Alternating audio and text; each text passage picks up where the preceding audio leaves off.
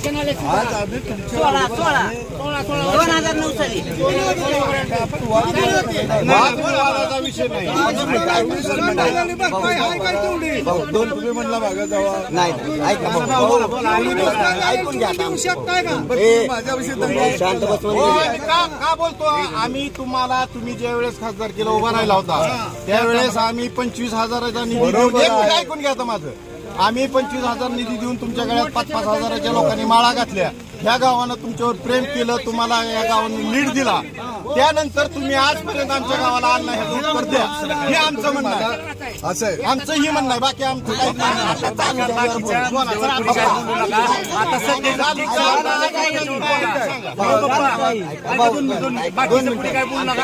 आताच्या सध्याच्या मुद्द्यावर बोला फक्त.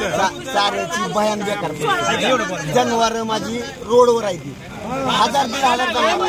मी 3 दिवस झाले तहसीलदारला बोलतोय, बीडीओला बोलतोय, कलेक्टरला बोलतोय. फक्त खासदार साहेबांनी थोडाफार आम्हाला चारा दिला. अजून वैरण खायला तयार. तुम्हाला तर तुम्ही शेतकरी आहो, तुम्हाला माहित आहे चालू सगळा वैरण जनावरांना खायला काय. बरं माणसं आम्ही वाचवली आणून इकडे गावात. आम्ही पावणारावळ्याच्या गावाला लावली, सगळे सोय केली.